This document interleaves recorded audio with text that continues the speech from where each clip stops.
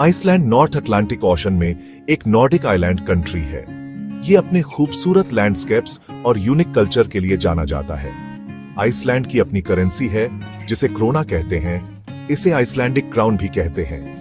Corona का मतलब Icelandic में क्राउन होता है और ये नॉर्डिक कंट्रीज में करेंसी के लिए एक पॉपुलर नाम है। क्रोना को सेंट्रल बैंक ऑफ आइसलैंड जारी करता है और ये आइसलैंड में एकमात्र लीगल टेंडर है।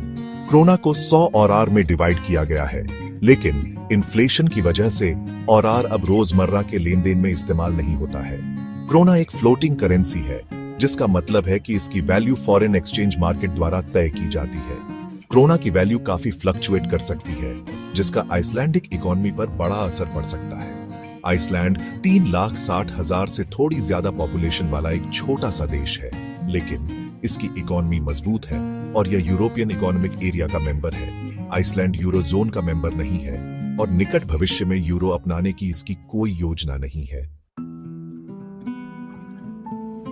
क्रोना को आइसलैंड में पहली बार 1874 में इंट्रोड्यूस किया गया था। इसने डेनिश रिक्सडेलर को रिप्लेस किया, जो 14वीं शताब्दी से आइसलैंड की आधिकारिक करेंसी थी।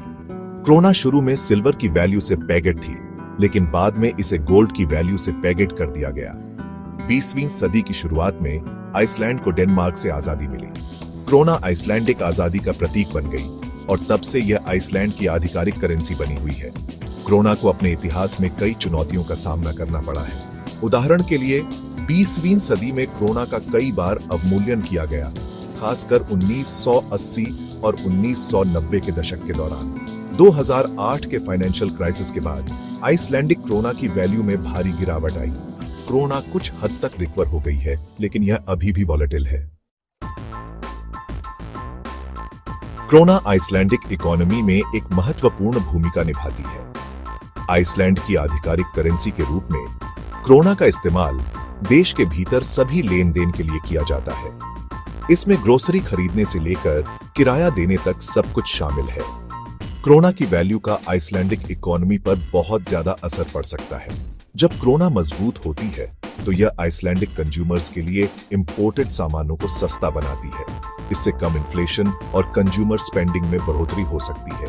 हालांकि एक मजबूत क्रोना आइसलैंडिक एक्सपोर्ट्स को भी महंगा बना सकती है, जो उन बिजनेसेस को नुकसान पहुंचा सकता है जो अपने प्रोडक्ट्स विदेशों में बेचते हैं।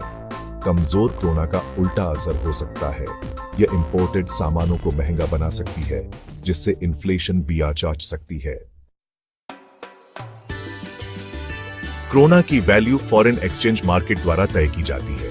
इसका मतलब है कि क्रोना की वैल्यू कई तरह के फैक्टर्स जैसे global economic conditions, interest rates और पॉलिटिकल स्टेबिलिटी के आधार पर घट भी बढ़ सकती है। 16 मार्च 2025 तक एक यूएस डॉलर लगभग 145 आइसलैंडिक क्रोनर के बराबर है। एक यूरो लगभग 158 आइसलैंडिक क्रोनर के बराबर है। क्रोना ज्यादा ट्रेड की जाने वाली करेंसी नहीं है, इसलिए आइसलैंड के बाहर इसे एक्सचेंज करना मुश्किल हो सकता है। हालांकि क्रोनर एक्सचेंज करने के कुछ तरीके हैं, जैसे बैंकों और करेंसी एक्सचेंज ब्यूरो में।